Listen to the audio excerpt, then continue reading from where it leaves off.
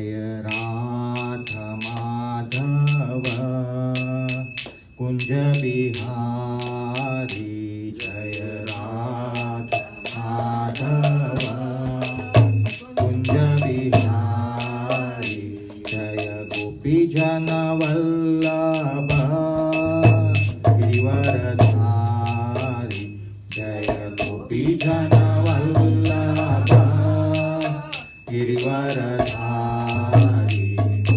यशोदानंदन व्रज जनरंजन, यशोदानंदन व्रज जनरंजन, यशोदानंदन व्रज जनरंजन, व्रज जनरंजन, यशोदानंदन व्रज जनरंजन, यशोदानंदन व्रज जनरंजन, यशोदानंदन व्रज जनरंजन, यशोदानंदन व्रज जनरंजन, यमुना तीरा वनचारी, यमुना तीरा वनचारी, जय राधा माधव कुंज बिहारी, जय राधा माधव कुंज बिहारी, हरे कृष्णा कृष्णा कृष्णा हरे हरे, हरे राम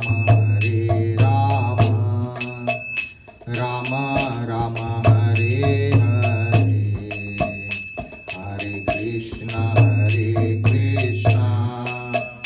कृष्णा कृष्णा हरे हरे, हरे राम राम राम हरे हरे, हरे कृष्णा कृष्णा कृष्णा हरे हरे, हरे राम राम राम हरे हरे, हरे कृष्णा कृष्णा कृष्णा हरे हरे, हरे राम राम राम हरे हरे, जय प्रभुपदा जय प्रभुपदा, जय प्रभुपदा जय प्रभुपदा, जय प्रभुपदा जय प्रभुपदा, जय प्रभुपदा जय प्रभुपदा, जय जय प्रभुपाद प्रभुपाद, जय जय प्रभुपाद, जय जय Prabhupada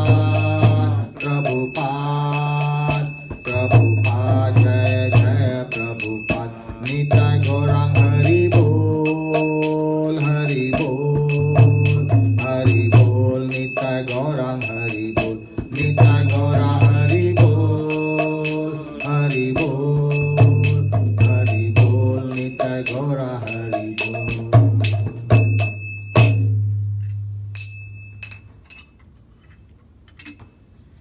Hare Krishna. Hare Krishna. Welcome everyone to this Sunday evening program organized by Stouffville, ISKCON Stouffville. We are very lucky to be getting this association every Sunday between 5 and 8. Today we are going to read from chapter 6 of Bhagavad Gita, verse number 40. So page 292 of this yellow colored book. That is Bhagavad Gita 6.40. Om Namo Bhagavate Vasudevaya, Om Namo Bhagavate Vasudevaya, Om Namo Bhagavate Vasudevaya, Om Namo Bhagavate Vasudevaya, Om Namo Bhagavate Vasudevaya, Om Namo Bhagavate Vasudevaya, नमो विष्णुपदाय कृष्णप्रस्थाय भूतले श्रीमते भक्ति वेदांत स्वामी निति नामिने नमस्ते सारस्वते देवे गौरवाणी प्रचारिणे निर्विशेष शून्यवादी पाश्चात्य देश तारिणे जय श्री कृष्ण चैतन्य प्रभु नित्यानंद श्री अद्वैत गदाधर श्रीवासादि गौर भक्तवृंद हरे Krishna Krishna Krishna Hare Hare Hare Ram Ram Ram Hare Hare. So please repeat after me. पार्थनैवेह नामुत्र पार्थनैवेह नामुत्र विनाशस्तस्य विद्यते विनाशस्तस्य विद्यते न हि कल्याणकृत् कश्चित् न हि कल्याणकृत् कश्चित् दुर्गतिं तात गच्छति दुर्गतिं तात गच्छति. श्री भगवान उवाच पार्थनैवेह नामुत्र विनाशस्तस्य विद्यते न हि कल्याणकृत् कश्चित् दुर्गतिं तात गच्छति. श्री भगवान उवाच पार्थनैवेह नामुत्र विनाशस्तस्य विद्यते न हि कल्याणकृत् कश्चित् दुर्गतिं तात गच्छति. Anybody would like to recite? Shri भगवान उवाच पार्थनैवेह नामुत्र विनाशस्तस्य विद्यते न हि कल्याणकृत् कश्चित् दुर्गतिं तात गच्छति. Anybody else?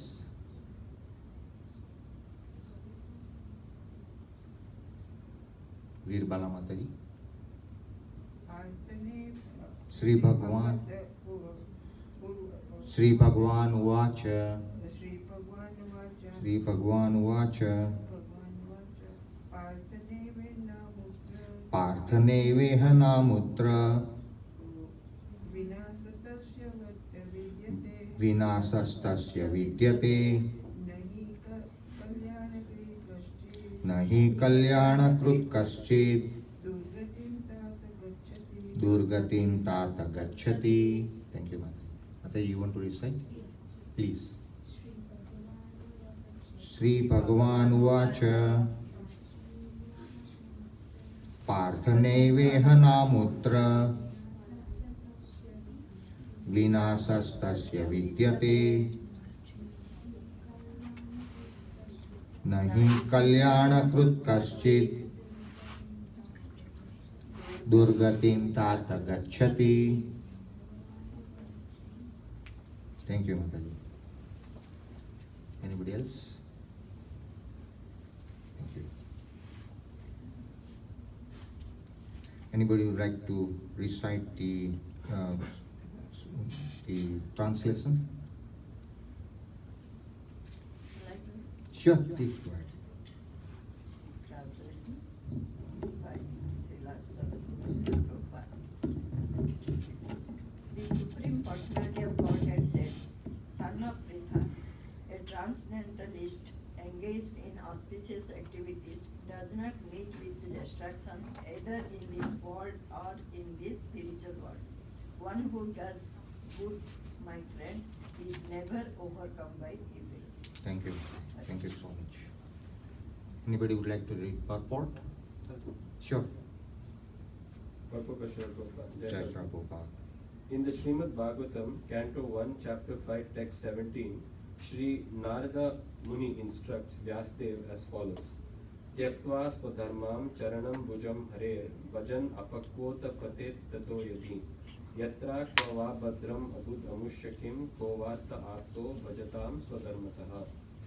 If someone gives up all material prospects and takes complete shelter of the Supreme Personality of Godhead, there is no loss or degradation in any way. On the other hand, a non-devotee may fully engage in his occupational duties and yet not gain anything. For material prospects, there are many activities, both scriptural and customary. A transcendentalist is supposed to give up all material activities for the sake of spiritual advancement in life, Krishna consciousness. One may argue that by Krishna consciousness one may attain the highest perfection if it is completed, but if one does not attain such a perfectional stage, then he loses both materially and spiritually. It is enjoined in the scriptures that one has to suffer the reaction for not executing prescribed duties. Therefore, one who fails to discharge transcendental activities properly becomes subjected to these reactions. The Bhagavatam assures the unsuccessful transcendentalist that there need be no worries. Even though he may be subjected to the reaction for not perfectly executing prescribed duties, he is still not a loser, because auspicious Krishna consciousness is never forgotten, and one so engaged will continue to be so even if he is low born in the next life. On the other hand, one who simply follows strictly the prescribed duties need not necessarily attain auspicious results if he is lacking in Krishna consciousness. The purport may be understood as follows. Humanity may be divided into two sections, namely the regulated and the non-regulated. Those who are engaged simply in bestial sense gratifications without knowledge of their next life or spiritual salvation belong to the non-regulated section, and those who follow the principles of prescribed duty in the scriptures are classified amongst the regulated section. The non-regulated section, both civilized and non-civilized, educated and non-educated, strong and weak, are full of animal propensities. Their activities are never auspicious because, while enjoying the animal propensities of eating, sleeping, defending and mating, they perpetually remain in material existence, which is always miserable. On the other hand, those who are regulated by scriptural injunctions and who thus rise gradually to Krishna consciousness certainly progress in life. Those who are following the path of auspiciousness can be divided into three sections, namely, the followers of scriptural rules and regulations who are enjoying material prosperity, those who are trying to find ultimate liberation from material existence, and those who are devotees in Krishna consciousness. Those who are following the rules and regulations of the scriptures for material happiness may be further divided into two classes. Those who are fruitive workers and those who desire no fruit for sense gratification. Those who are after fruitive results for sense gratification may be elevated to a higher standard of life, even to the higher planets. But still, because they are not free from material existence, they are not following the truly auspicious path. The only auspicious activities are those which lead one to liberation. Any activity which is not aimed at ultimate self-realization or liberation from the material bodily concept of life is not at all auspicious. Activity in Krishna consciousness is the only auspicious activity, and anyone who voluntarily accepts all bodily discomforts for the sake of making progress on the path of Krishna consciousness can be called a perfect transcendentalist under severe austerity.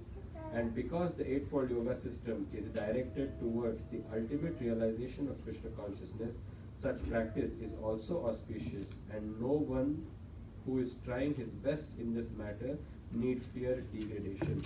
Very well. Thank you so much. Thank you so much. Om Jnanam Timirandasya Jnananjana Shalakaya Chakshur Unmilitam Yena Tasmai Shri Guruve Namaha.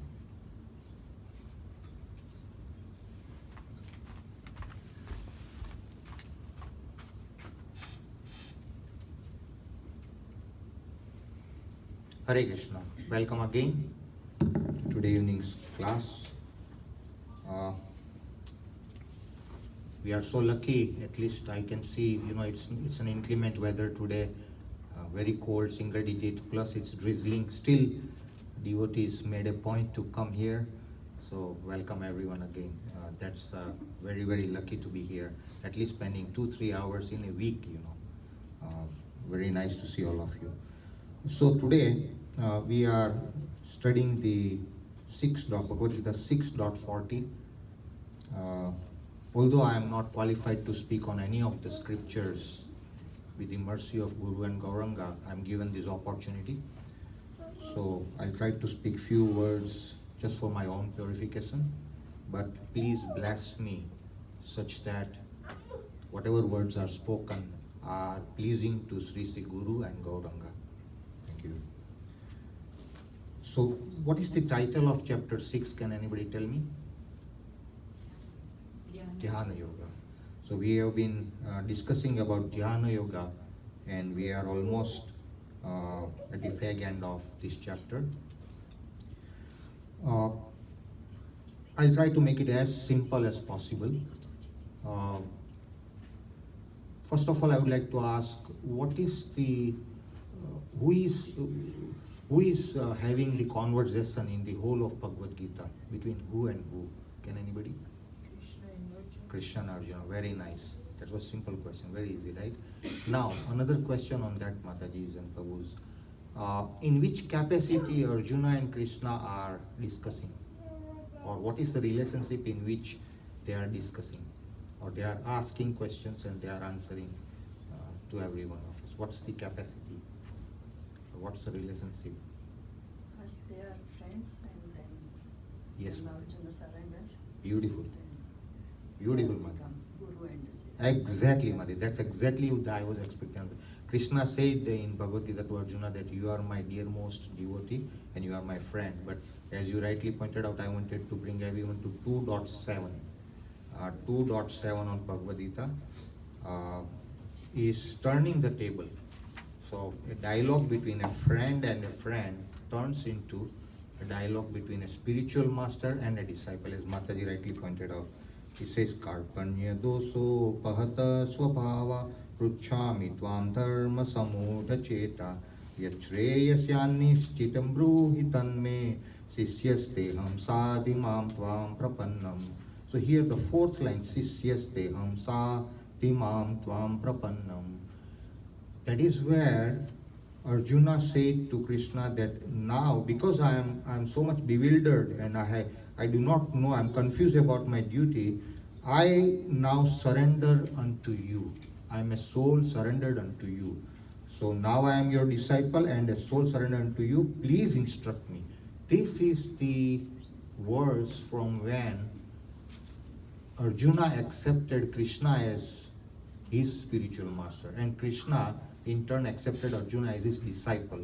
So the tone of the dialogue between Krishna and Arjuna changed from 2.7, and now whatever we are going to listen in the form of question and answer is a dialogue between a spiritual master, being Krishna, and his disciple Arjuna.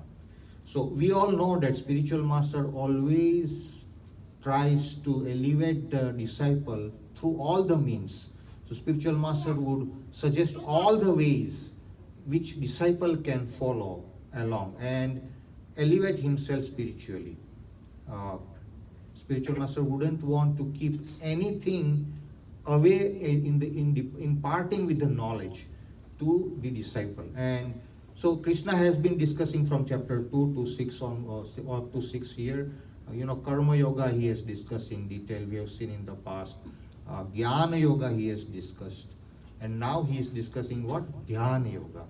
So in chapter 6 he is completely dwelling himself to elaborating what is Dhyana yoga, how is the process done, what are the steps involved, and what should one do to be perfect in Dhyana yoga. And that is also one of the ways to achieve what? Self-realization, because we all know Prabhuji and Mataji is the ultimate goal of human form of life is self-realization, which means to know who we are, who is super soul, what is our relationship. At the same time, it entails us to surrender completely to Krishna. So Krishna has already said much about Ashtanga Yoga. We will not go into that because we have covered it in the past, but I just want to create some background before we dwell on to 6.40. So Ashtanga Yoga process Krishna is elaborately described. If you remember, Krishna has already said that, oh Arjuna, the person who wants to follow the Ashtanga Yoga system must go to a secluded place in forest, lay down kusha grass, sit straight, and then focus on the tip of his nose and meditate. So all those intricate processes Arjuna was told by Krishna. Arjuna was attentively listening, and then after deliberate thinking over what Krishna said, Arjuna said, Krishna, sorry, this is impractical. Impractical is the word used. If we can go to 6.33, in fact 6:33 and 34 are the questions by Arjuna to Krishna. So 6:33, the translation says, Arjuna said, Arjuna said, oh Madhusudana, the system of yoga, which means Ashtanga yoga, which you have been summarized, appears impractical. Impractical is the word used, and unendurable to me, for the mind is restless and unsteady. So Arjuna is putting up that this is too much complicated for me. Although you are so kind to be guiding me through one of the processes of attaining the Supreme, but this is very complicated, very impractical. Why? Because his mind is unsteady, and Arjuna is speaking our language. In fact, our own mind is always unsteady. Anybody raise the hand whose mind is steady and focused all the time? Nobody. Everybody raise the hand whose mind is totally jumping like monkey. Please raise the hand. 100 out of 100. Imagine. So we are all in the same boat, Prabhus and Matajis. Our mind is always flickering from one thought to another, just like monkey jumps from one branch of the tree to another. Even so much so that even while meditating, chanting, our japas, maybe it's early in the morning, but still the mind wanders here and there and doesn't allow us to focus steadily. So Arjuna said, Krishna, this is too difficult for me. And then Arjuna says in 6.34, Chanchalam hi mana Krishna pramathi balvadradam tasya ham nigraham manye vayoriva chusuduskuram. So he says the mind is restless, turbulent, obstinate, and very strong, O Krishna. And to subdue it, I think, is more difficult than controlling the wind. So controlling the wind is extremely difficult, but Arjuna is trying to give us a parallel example for us to understand that Arjuna says, I can still control the wind, which is difficult, but I can't control my mind. And Krishna, for the first time, agrees in 6.35. He says, Sri Bhagavan was Asam Sayam Mahabaho Manodur Nigraham Chalam Abhyasena tu Kaunteya Vairagyena cha Guhyati. So he says, Lord Krishna said, O mighty armed son of Kunti, it is undoubtedly very difficult to curb the restless mind, but it is possible by suitable practice and by detachment. So Krishna gives two ways to control the mind. One is by what? Abhyasena tu Kaunteya, by practice, and second one is Vairagyena cha Guhyati, by detachment. So that is the first answer of Krishna. And then Krishna elaborates that those whose mind is unbridled, self-realization is a difficult work, but he whose mind is controlled and who strives by appropriate means is assured of success. That is my opinion. So 6.36 again elaborates on the answer by Krishna that yes, mind is restless, but it's possible. Don't just give up the hopes. And those two ways.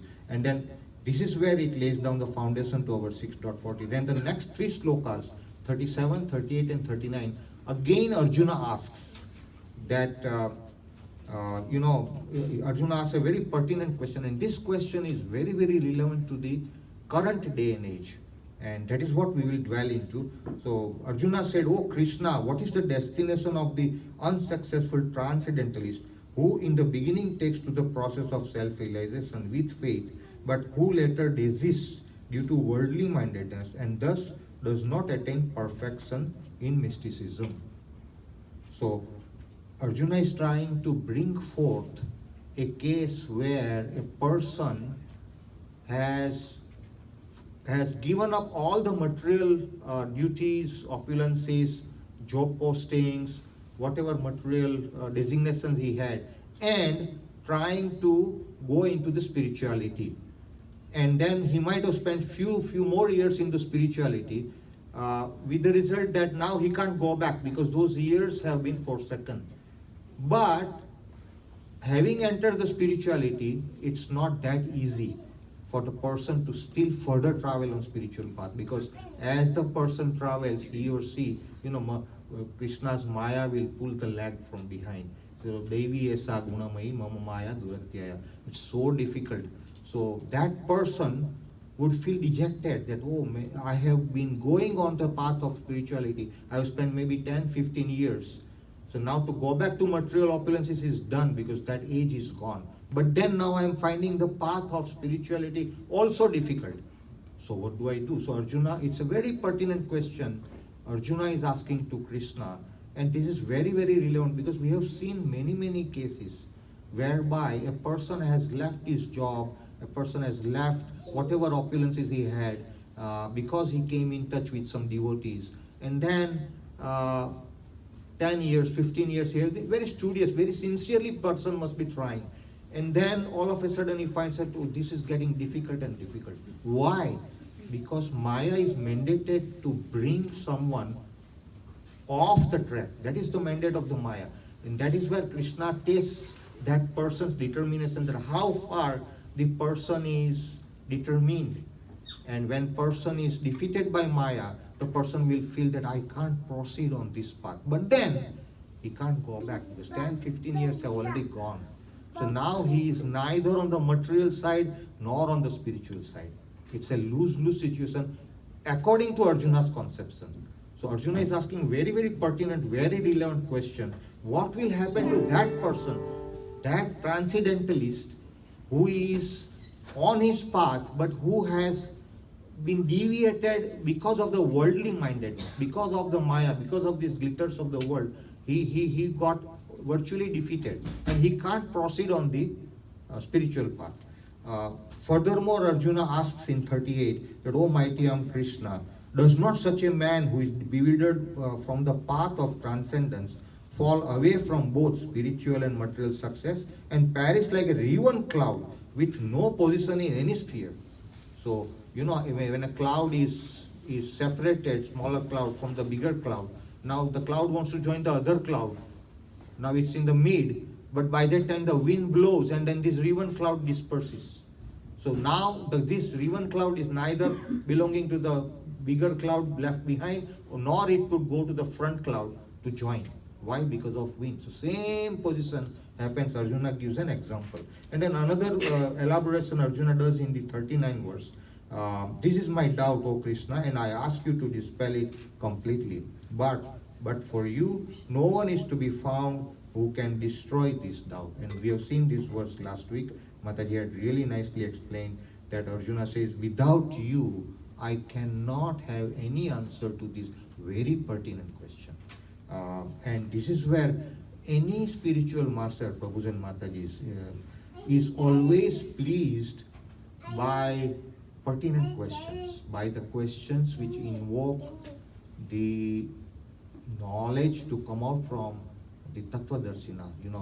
It says, Tadvidi pranipatena pariprasnena sevya upadekshyanti te jnanam jnaninas Tattva-darsina.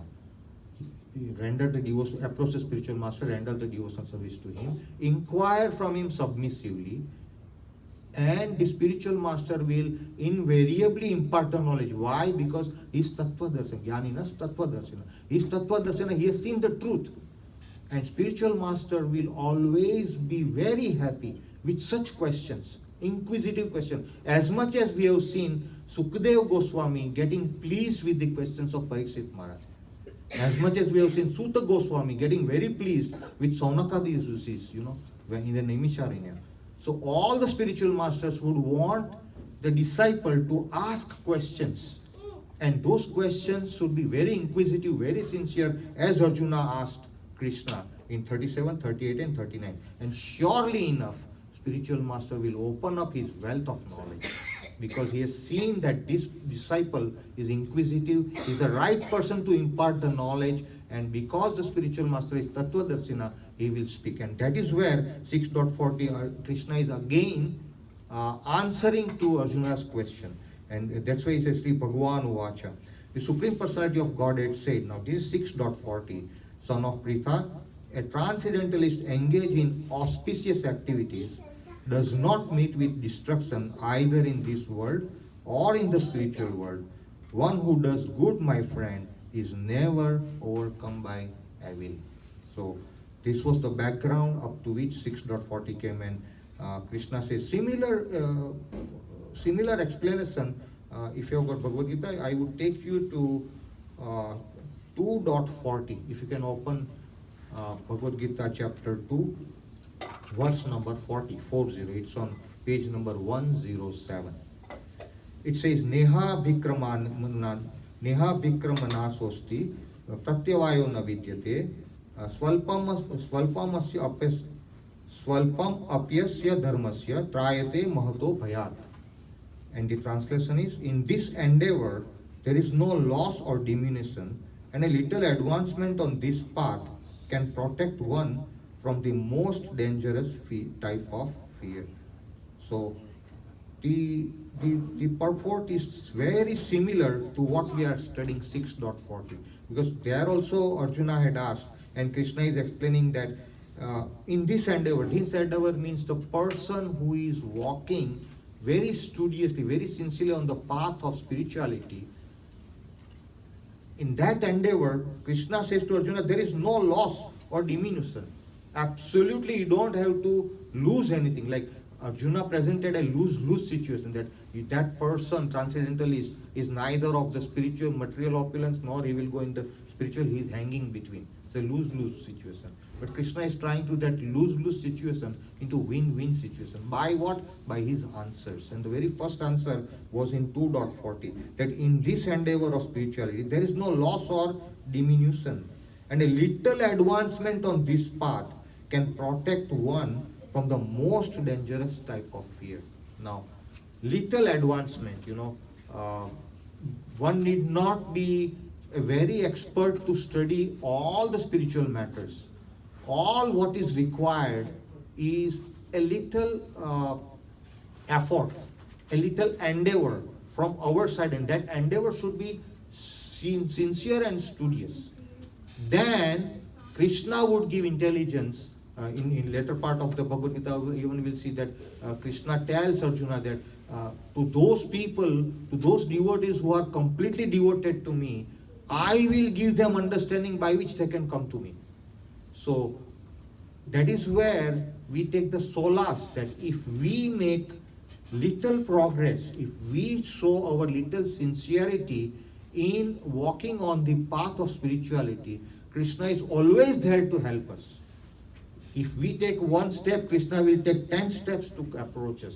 But what is required is one step we need to take. So we need to be sincere in our effort. And that effort, Krishna says, will never go in vain. And that was 2.40. Same thing here, Krishna is answering Arjuna that a transcendentalist engaged in auspicious activities. Now let's have a pause there. First of all, transcendentalist is the word used. So anybody can tell me what is a transcendentalist? Who is a transcendentalist? Spiritually situated person. Yes, he is spiritually a person who is trying to walk on the path of spirituality or trying to know the absolute truth. Or we can say that person who is trying to transcend the three modes of material nature with an aim to have self-realization is called a transcendentalist. The next word I could catch my eyes on is engaged in auspicious activities. Now, Prabhu's and Mataji's activities we are all doing, right? Every single day in and out, we are involved in activities. We go to job, we have businesses, we take care of family, we have got recreational activities. Right now also we are doing spiritual activities. All sorts of activities we are doing. But here, it's not said that engaged in activities only. It says that engaged in what? Auspicious activities. Now, auspicious activities, Prabhupada has very clearly said in the purport that any activity which is not leading one to Krishna consciousness is inauspicious. Simple as that. Any activity which is not leading one to Krishna consciousness is inauspicious. For example, we are trying to study Bhagavad Gita today. it is absolutely auspicious. Why? Because it will bring us into Krishna consciousness. We're trying to understand the samvad, the dialogue between Krishna and Arjuna. Is very auspicious. So any activity which leads us to Krishna consciousness is auspicious. All the other activities are inauspicious. Prabhupada is very clear in the purport. So that is what makes me say that we are very lucky to be here at least 3 hours in a week. That we are in that auspicious activity, and then probably we will churn while going home or at home in the week to come what somebody said. Probably we will think over this. Now, those moments are the real moments in life, Prabhus and Matas. The rest of the moments are all inauspicious, according to Srila Prabhupada. Why I say animals, people might have pets at home. We have observed what animal does, what animal does is animal properties are eating, sleeping, mating and defending. These 4 activities all animals are also doing. If we do the same thing, then what's the difference between us human beings and the animals? There's no difference, right? If we follow the same eating, matting, sleeping and defending, there's no difference between us and animals. But Krishna has given us intelligence. Krishna has given us dharma to follow. Krishna has given us all the answers in Bhagavad Gita. A dog cannot understand Shastra, can it? Even if a dog sits down, it cannot understand Shastra. Impossible. No animal species other than human being, there are 400,000 animal species. Only human being can understand Shastras, because Krishna has given intelligence only to human being. And then after how many births we get the human form of life, can anybody tell me? 8,400,000 species. So Prabhus and Mataji understand the seriousness of this, that we are in this human form of life. And it has come, Shastra says, it comes after 8,400,000 rotation in birth, old age, disease and death. And then you get the first human form. And it is only in human form where Krishna has given intelligence for us to understand the Shastras. And only in human form you can elevate yourself to come out of what? I call it BODD, birth, old age, disease and death.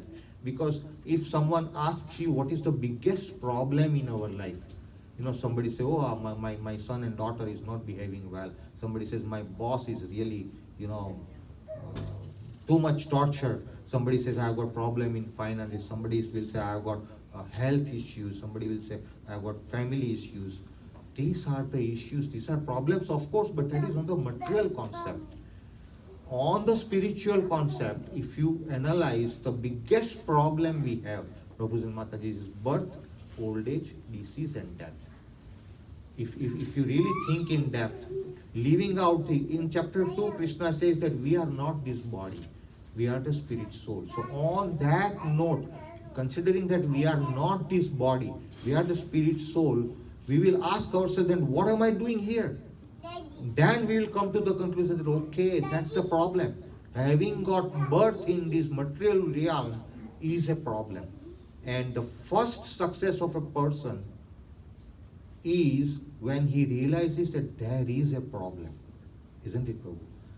If you don't know that there is a problem, how would you try to get the solution of it? That's impossible. Because most 99.9% of the people we come across, karmis who are not in spirituality or who are atheists, are always happy with what is happening, eating, meeting, mating, sleeping and defending. And then the clock is ticking, and then the life will go just going to the clubs, cinemas, enjoying happiness, distress. The clock is ticking. There's nothing he can do. Once he loses this human form of life, what happens is that again he has to go down to the animal species, ants, elephants, birds, beasts, aquatics. 8.4 million times that soul will rotate, taking different forms of bodies, birth, old age, disease and death.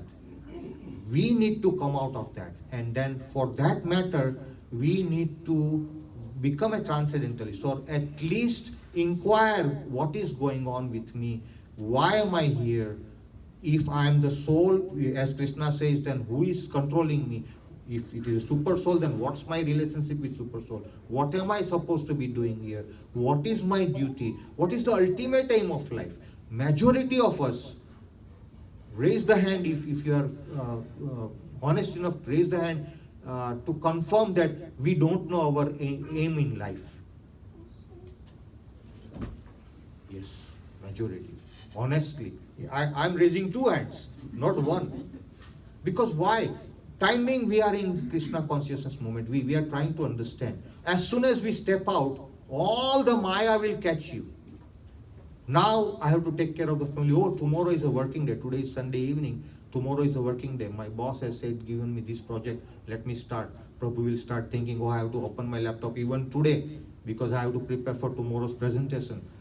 Everything will start coming up. And then again you are back to that material or bodily concept. We need to do that, no doubt about it. We need to keep the body and soul together. Therefore, we need to be doing that. But that should be our second priority. First priority is spirituality, or trying to know the aim in life. And one good news is that that person who is trying to become a transcendentalist, or who is trying to walk very sincerely on that path, 6.40 gives greatest encouragement. In fact, when I was studying this, it really encouraged me that look at Krishna. It is Krishna. These words are coming from the lotus mouth of Krishna, who is absolute truth. And we have got to believe what he says, because he is imparting the knowledge to all of us through Arjuna. And Krishna says that that person who is trying to sincerely walk on the path of spirituality, trying to achieve the ultimate goal of life, which is self-realization, all the efforts, whatever he puts up, will not go in vain. Because Arjuna asked, what will happen to that person? He has left for 10-15 years of spiritual, material opulence, jobs, etc. And then walked on to this, and now he finds this also difficult. Maya almost defeated him. He is like neither here nor there. Krishna says, no, Arjuna. Whatever efforts he has done in this life to get this self-realization, to get the spiritual knowledge, is not going into vain. If he has come up to say 15% of the spiritual knowledge, and then by chance if his life has ended, or he has come off, either his life has ended or he is still living but he has left Krishna consciousness because he finds it too difficult, and then he goes in the material life again, his life passes, that 15% is completely credited to his spiritual bank account, isn't it, Prabhu? 15%, if he has achieved, is credited in his bank account. Our bank account keeps on dwindling. We try to add it, again it dwindles. That is how our life passes. But spiritual credits will never ever go in vain. So that person might have done 15%, next life will be awarded, and we'll see in 6.41 and 42 and 43. I'll elaborate a little bit on that also. That person will be given another chance in the next life. Suchinam Srimatam Gihe.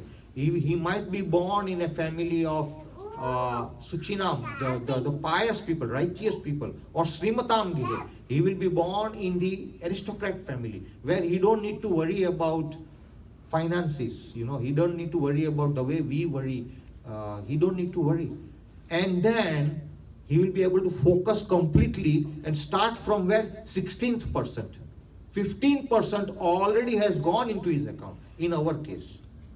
Take the other example.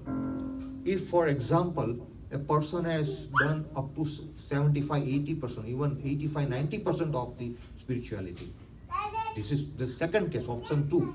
A person has gone substantially higher in the ladder, but he has not reached 100.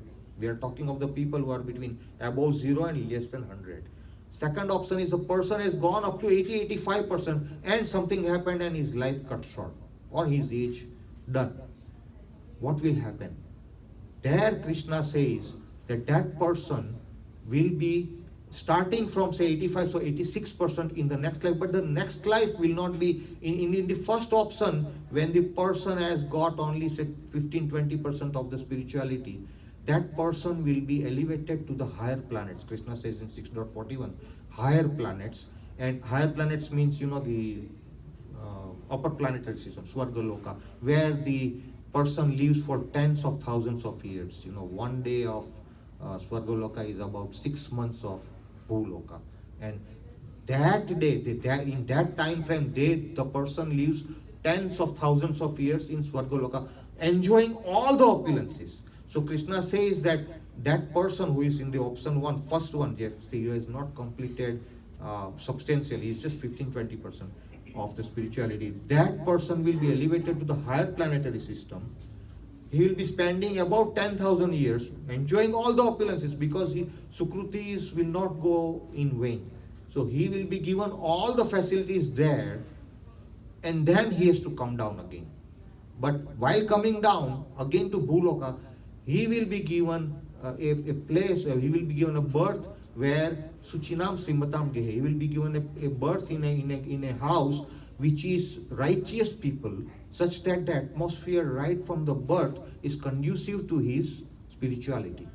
Or Srimatam Gehe, aristocrat family, he doesn't need to worry. He's full of riches. He doesn't need to worry about the earnings. So his focus can be completely dedicated to advancing from where he left off. So he will start from 16th person there. But in that process, what he has done, he has lost 10,000 years. So the process has become lengthy for him.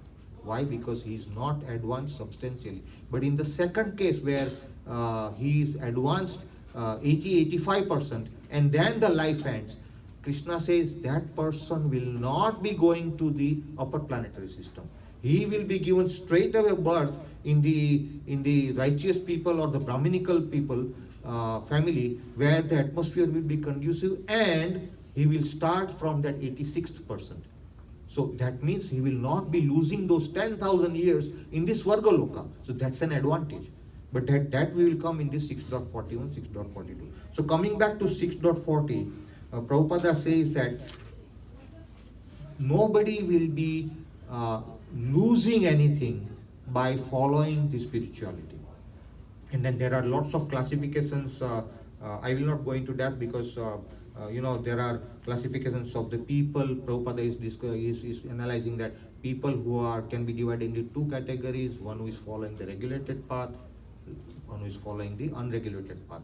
Regulated path means following the scriptural injunctions, obeying by the regulative principles, chanting, etc.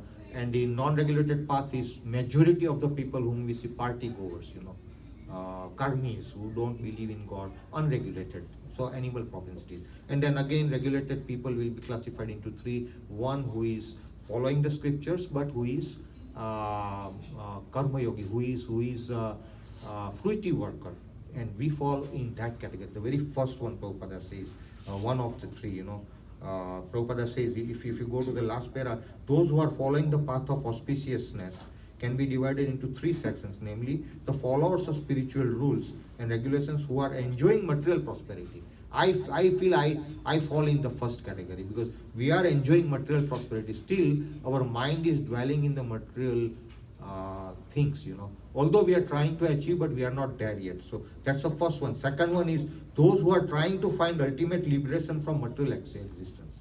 And the third one is those who are devotees in Krishna consciousness. So we can be called devotees in Krishna consciousness, but at least from my judgment, we are all grihasthas, and therefore we are not losing the attraction of the material prosperities. Up to the time we are still attracted by the material prosperities, we are in that first category, fruity workers. And again, and then in Bhagavatam there is a sloka, akama sarva kamova, moksha kama udaradi, tivrena bhakti yogena. So akama sarva kamova, akama means person who doesn't have any expectation from what he is doing. Sarva kamova is the person in this first category. He has got all the desires of the material world. And moksha kama udaradi is the third one. Those who are devotees in Krishna, they are who are trying to find ultimate liberation from material existence, moksha kama. So these three types of categories of people are said to be doing auspicious activities, but classified into three. And then Prabhupada says that above all, those people who are involved in Krishna consciousness, as I alluded before, are the ones who are said to be following auspicious activities. Now, you might want to ask me, say, for example, that, okay, Prabhu, you have decided, you have said that Prabhupada says auspicious activities involves Krishna consciousness only, the rest are all inauspicious. And then the results are also given of the people who have been deviated from the transcendentally path. What will happen to those people who are trying to really help poor, or say philanthropists who have helped establish the hospitals, not trying to charge anybody, trying to give free medical treatment, trying to help the poor, trying to elevate, all philanthropists, what will happen to them? Yes, they are doing good, but Prabhupada says that those fruity workers may not be expecting any results out of it, but they are not focusing on Krishna. They lack Krishna consciousness. Therefore, there is no way. Of course, they will be getting pious credit. So, like I said, when you do good, good will happen to you. When you do evil will happen to you. What goes around comes around. So this person, philanthropist, has done real good to other people, trying to help everyone. He will be getting pious credits. He will go to the upper planetary system. He will get tens of thousands of years like devatas. He will enjoy the material opulence. And then while enjoying, the meter is going down. His pious credits is reducing. As it is reducing, and once it comes to zero, he'll again go back to come down, fall down to material plant, this bhumi. Now, there is no guarantee, Prabhupada says, that he will be getting Suchinam Srimatam Gehe. There is no guarantee that he will be following the Krishna consciousness path. Although he will be given a chance, but there is no guarantee. Why? Because in his previous birth, the person has not involved himself into Krishna consciousness. So, to substantiate this, there are so many examples. In fact, we have got only 5-7 minutes. There are so many examples in Bhagavatam where this particular point of Prabhupada, this particular point of answer of Krishna is elucidated. First example is Narada Muni. Second example is Bharat Maharaj. Third example is Ajamila. There are so many examples. We don't have time. Fourth example is Gajendra. We don't have time, but I can take up any one of them. Say, for example, Narada Muni. Narada Muni, everybody knows that Narada Muni was a Gandharva before. Gandharva, there are Charanas, Gandharvas in the upper planetary system. And he was following all those regulative principles and very pious. But he offended once. And the sages gave him curse that you are going to get a birth as a son of a maid servant. And always the curse of a sage is a blessing in disguise. So for sure, Narada Muni in his next birth from Gandharva, he fell down. He got a birth in the womb of a maid servant. Now, what will happen is this maid servant was employed by a family where there were so many Bhakti Vedantists who used to come. So one time, all the group of Bhakti Vedantists, great sages, great devotees came and visited for about 4 months to the house where maid servant was serving. And Narada Muni was 5 years old at that time. He was the son of this maid servant. He got the opportunity to serve those Vedantis, those great souls. He used to serve them the food, he used to bring forth the remnants, he used to honor the remnants, the leftovers food, he used to serve them in all ways, in every respect. Just being a 5-year-old boy, without speaking anything, he was to do menial services. So what happened is, obviously those sages were pleased that look at this boy, just 5-year-old and he's serving. They gave the blessings, and then always the reciprocation of menial service to the great devotees is recognized by Krishna, because Krishna says that more than me, I love my devotees. So if you serve directly Krishna, probably we may not be qualified to serve Krishna directly, but if we serve the devotees of Krishna, Krishna would be very pleased. So Krishna recognized this, and then because of the blessings from those Vedantis, Bhakti Vedantis, these great sages, Narada Muni got so much pious credits that in his next birth he became Narada Muni. Now the point to tell you is, whatever menial services Narada Muni rendered did not go in vain. It was recognized.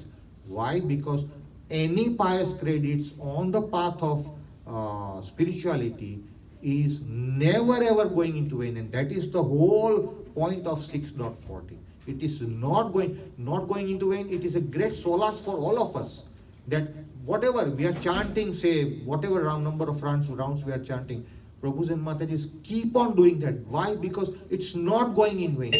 You may not experience immediate results of it, but the pious credits are getting into our spiritual credits, spiritual bank account, and it is not going into vain. So that's an encouragement that look at Narada Muni. Just by rendering the menial services to those great sages, he got a next birth of Narada Muni. And we all know that Narada Muni wanders around all the planetary system, in material world, spiritual world, always trying to glorify Vishnu.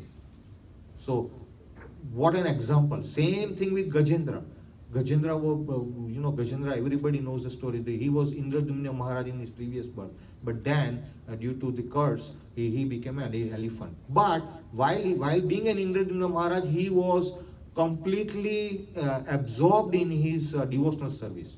So he remembered all those slokas and all those practices he was doing. And when he was caught by crocodile in the elephant body, he remembered those. So Krishna gave him the remembrance to pray Krishna in those verses which he remembered from what? From previous life of Indradyumna Maharaj.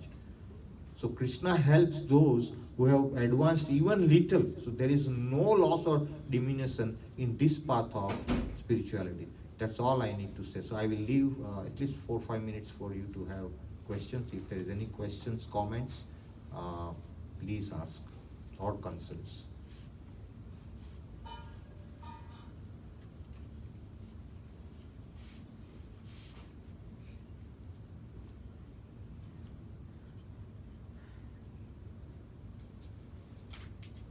Any questions, concerns? So probably I have not been able to explain well, or everybody has understood 100%, either of the conclusions. I hope I won't put everybody to sleep. Yes, I'm Mataji. not very clear about the person who is trying to follow the path of auspiciousness, but there's like 2 categories, right? So who is considered a better devotee? Who is practicing devotion plus enjoying material prosperity as well, or the second category? In fact, thank you, Mataji. Good question. Thank you for asking. So, a person, Mataji's question is that a person who is following the path of auspiciousness, she asked only for 2 categories, but there are 3 categories in this. First is the followers of scriptural rules and regulations who are enjoying material prosperity, as you rightly said. And as I said, I consider myself to be falling into this because we are enjoying material prosperity. Although we are trying to know a little bit here and there, but we are not, at least I am not there yet. So that is the first one. The second one are those who are trying to find ultimate liberation from material existence. That is akama sarvakama, moksha kama udargi, moksha kama. And the third one is those who are devotees in Krishna consciousness. They are called akamas. So akama means they don't have any. So very good question. So your question is who is better, whether it is a person who is following auspicious activities and enjoying material prosperity, or the second option you gave is those who are in Krishna consciousness. Yeah, because what happens is sometimes if you're trying to balance both, if you're also trying to enjoy material prosperity, Right. sometimes it hinders the path of devotional service, right? Absolutely. Sometimes it could be a hindrance, right? Absolutely, Because Mataji. day to day you're trying to balance both. Absolutely. So how do you create that perfect balance? Very good question. Mataji, we are all in the same boat. And this is a struggle.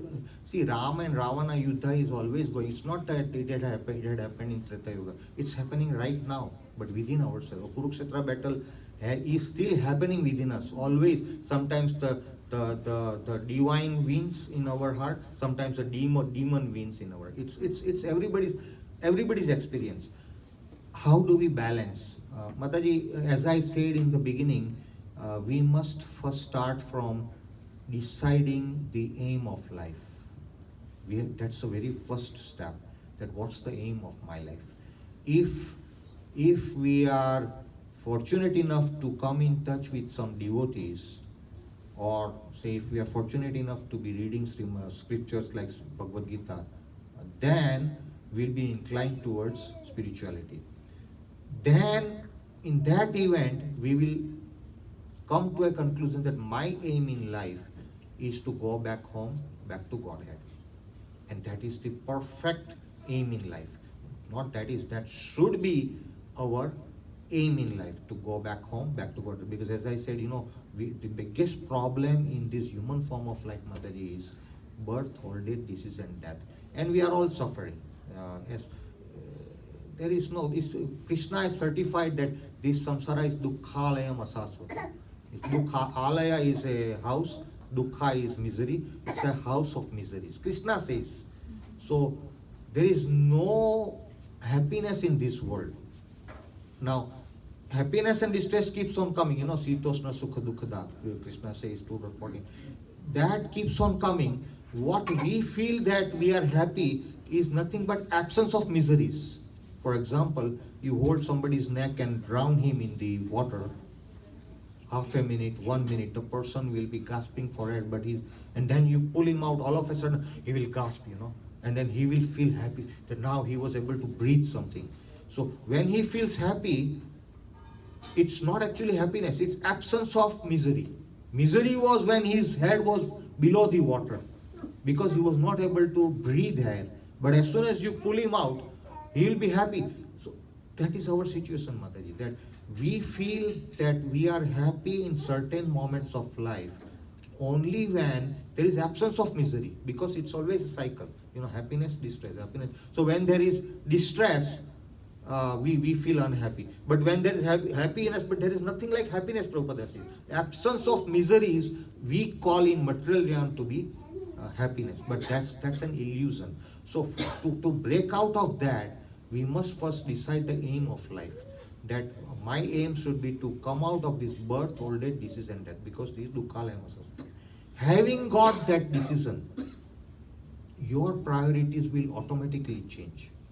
It's not the case that you will put up the efforts. Because you have sincerely decided the aim in life, your priorities will immediately change. And what will be the priority? First priority is Krishna consciousness. That my biggest problem is not finances, is not health, is not family. My biggest problem is birth, old age, disease and death. Let me try to come out. Why? Because we have got that spiritual intelligence.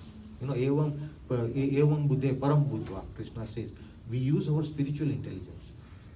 If we do that, then all the other things what we are doing, you say, how we can balance our life and all. That's the answer. All the other things in life automatically become secondary, Mataji. Secondary. You don't need to force it. Automatically it goes secondary. That first aim in life is spirituality. Secondary is to keep the body and soul together, which is easy. If we are professional enough, we don't need, if we need 2 chapatis and we are getting 10 chapatis, we are happy. Why would we strive for 100 chapatis, right? Because we can't digest more than 2 and we are getting 10. Why would we go for 100? Intelligence, right? Then the remaining time, whatever is left, we will focus in Krishna consciousness. Automatically, slowly and steadily, you will achieve the balance in life. And then one more thing, as I said in the class, Krishna gives intelligence to those people who are in and out dedicated to him, who are thinking about Krishna, who are serving Krishna, who are, manmana bhava mad bhakta madhyajimam namaskuru. One who is constantly worshipping me, Krishna says, one who is constantly thinking about me, one who is constantly serving me, one who is completely surrendered unto me, or one who is, in this case, who has completely fixed the aim of life to be self-realization or going back to Godhead. Krishna will give understanding by which that person will come to him. It's not our responsibility. It's Krishna's responsibility. And these are words of Krishna in Bhagavad Gita. Krishna will give understanding by which we will come to him. So then our responsibility is done because we have put up the efforts, endeavor, mercy follows, Endeavor is always followed by mercies, but we have to put endeavor. Mercy won't follow. So in that event, to answer your question, automatically the things will fall in place, provided we are sincere enough to decide about the goal in life. Does that answer your question, Mataji? Definitely answer. I think if we keep the goal in mind, everything will be automatic. Crystal clear, right, Mataji? Balance will automatically come because then we will, at any point in time, we will start thinking, okay, today, say for example, 5 to 8, there might be a program of Garba and Dandiya, or Navratri is coming, or disco somewhere, or some party. But you might have cancelled that and you have come here. That is a proof that you have given priority to Krishna consciousness over the material things. Those things we will keep on going. People will keep on throwing parties. People will, any birthday party, marriage party, engagement party, anything, that will keep. It's endless. But the time is going, and the human, we think that we have got hundreds of years to live. No, earlier our forefathers used to live 110, 115, 100. Then it came down to 80, 90. Now it has come to 70, 80. If somebody reaches 80, we say, oh, he's bonus life, isn't it? We say bonus life. Why? Because the age is reducing. So time is restricted, Mataji. So we need to be very mindful of that time. Thank you, Mataji, for asking that question. Any other? Yeah, Yes, I want Prabhu. to add another question what Mataji asked. Sure. Like we are enjoying the spiritual benefits of what we did in the past, right? Yes. Same thing, whatever good deeds we did in the past, we also have to enjoy it, right? Yes, absolutely. And I have another question also. When you're chanting, your bad deeds are like disappearing, right? By chanting. Yes. So what happens to the good deeds when you're chanting? Okay, so the question is, when you are chanting, the bad deeds are gone. What happens to the good deed? Krishna gives, to answer the first part of your question, in 18.66, Krishna gives answer that Sarva Dharman Parityajya Mamekam Saranam Vraja Aham Tvam Sarva Papebhyo Moksai Same Masuja. Aham Tvam Sarva Papebhyo. Krishna says that if you surrender to me, leaving out, abandon all varieties of religion and surrender to me, I will make sure that I will take care of all your sinful reactions. So Krishna is guaranteeing that he is going to take care of our sinful reactions of the past. But from now on, let us not accumulate any new karmas, which will be detrimental. That's the answer to the first part of your question. Second part of the question is, what will happen to the good karmas? Prabhu, anything and everything we are doing with manasa, vacha, karma, either by mind, thinking or speaking, or we are doing actual executing, can be either good or bad.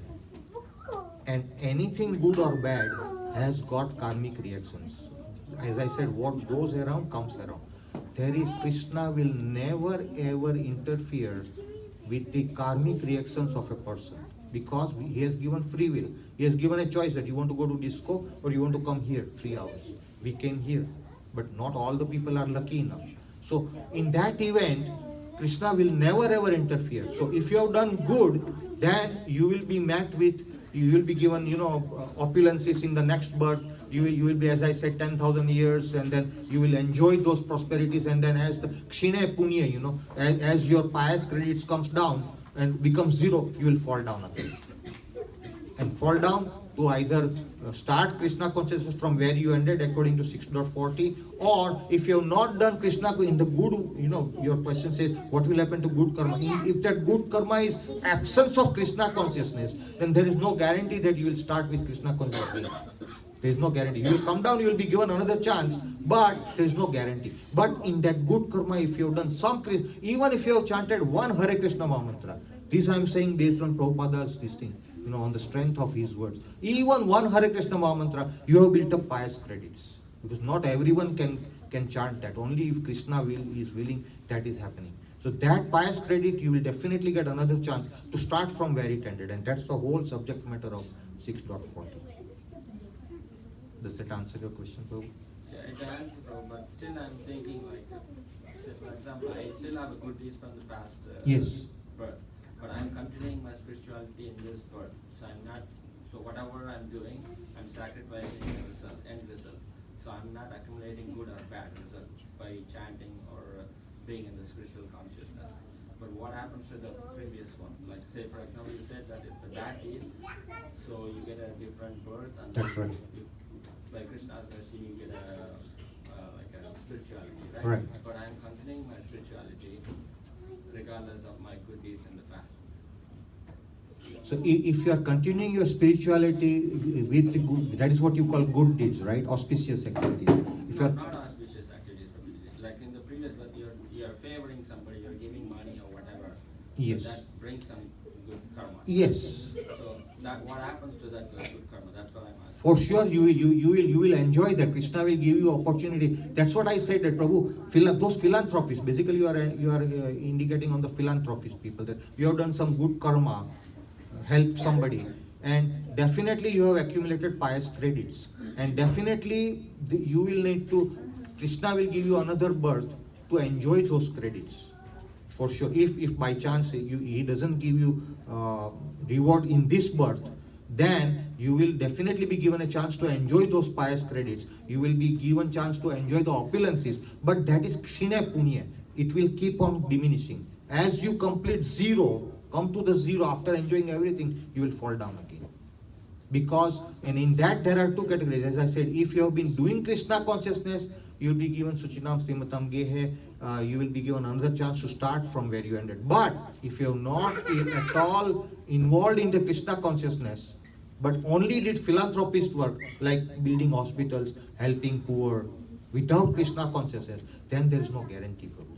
Then you are on your own, because then Krishna will not, it doesn't fall into 6.40. That's the whole thing. Then there is no guarantee that you will start where you ended, because you have not even started. Then it all depends. And then it's like any other karmis, fruity workers, satama worker, that atheist or people who don't believe in God. Then they are on their own. Then they're punardi jananam, punardi maranam, chatare sayanam. That birth, old age, disease, that keeps on continuing until you get another birth of human being, until you use your spiritual intelligence, as Mataji asked the question, use your spiritual intelligence and then focus the aim on the life, decide the aim of the life, and then you start. So everything depends on whether you are involving yourself into Krishna consciousness activities, serving Krishna or not, with love and devotion. If yes, then you will be given another chance to where you ended. If no, then you are like those 8.4 million species in life. Is that clear to or not yet? Yes, but Because he had mentioned previously, right, if you are at 75 and then next life you will start at 75, so you Yeah. only have 25 to go, right? Yeah, that's so right. that makes it easier, so Absolutely. it doesn't negate. see, Yeah. my question, the reason I asked this question is, we are continuing spirituality this birth. Yeah. But Prabhuji said also the good deed will bring like a good fortune, like you will be enjoying. So that will lead to like falling again, right? No, if you are involved in spirituality, you will be given another chance to start where you ended off. So whether you... Prabhu, I think I'll paraphrase the Sure, question. sure. Correct me if I'm wrong, Prabhu. I think he's asking, we've said many times that if you chant the holy names of the Lord, your bad karma will be destroyed, or it will slowly keep getting destroyed. Absolutely. Whether it's bad karma, you have to suffer. If it's good karma, you have to enjoy. Enjoy, yes. Good karma doesn't come from doing activity. When you do transcendentalist or activities, good karma is not coming out from there. Good karma is coming if you're doing some philanthropist activities. like you Absolutely. said. Now, you have done Krishna conscious activities for now, and whether this life or next life, it doesn't matter. If you have started doing transcendental activities or performing Krishna conscious activities, will we still have to enjoy the good karma that we have done in our previous life? Or will chanting destroy the reactions of the good karma? Good karma also you have to enjoy, right? If you have to enjoy, you have to take a birth. For sure, the answer I already gave that. The Krishna will never interfere in the laws of karma, Prabhu. Krishna will never ever interfere with the prakriti or the laws of karma. So what goes around comes around. You will be given chance to enjoy the good karmas. Although you are doing spirituality, you will be given the chance to enjoy the good karmas. But then once those good karmas are done, because you said that person was also following spirituality, you will be given a chance in either righteous family or in the aristocratic family in the next birth to start from where you left off. It could be that you left off at 15%, you will start from 16%. Or in our second option, if you have left at 85%, you will start from 86% to reach. The Krishna will make sure you reach 100. So it is better for us even to start at 1% because the journey has started. Because there is another reason for asking this Yes. question, Prabhuji. If you remember what Jadapada did, he was doing all the auspicious activities and everything. At the end of the time of death, he remembers the deer and then Yes. he took the form of deer, right? Excellent, yeah. That's why I was trying to relate. That is one of the examples, but I skip for want of time. Jadabharata is one of the examples. Bharat Maharaja was very auspicious. He was involved in every activity. That's the example from Srimad Bhagavatam. But because of his attachment to the deer, he saw that deer falling down, the baby deer, and he took care, and then he developed attachment. And that is where he deviated. When you are focused, as Mataji said, you know how to balance. He lost focus, Mataji, even it will answer your question. He lost focus from what he was doing, Brahminical activity. He was attached to the deer, baby deer, and then he was so much attached that he couldn't do his work for which he would have gone back to Godhead. For that matter, he had to take birth in the deer form.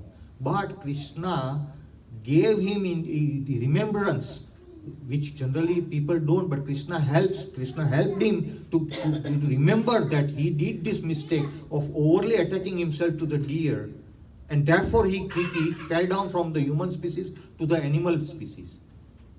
And in the form of deer, I just heard that he was going to ashramas in the forest. Deer roams around in the forest. He was in the form of deer that Bharat Maharaja was going into the ashramas, listen to those great sages' dialogue or the spirituality, and take the remnants from them, and then his dear life ended. And when his dear life ended, as you rightly said, he became Jadabharata. Now, being a Jadabharata, he still remembered Krishna gave, as I said, Krishna always helps those who are dedicated to him. He gives them understanding by which we can come to him. So as Jadabharata, Krishna gave in remembrance that I was Bharata Maharaj. Once upon a time, I made a mistake of attaching deer. I fell down to the animal kingdom of deer. I spent that life. Now I don't want to have that mistake again. And therefore he was doing exactly opposite what his father will say. His father will say, go there, he will not go there.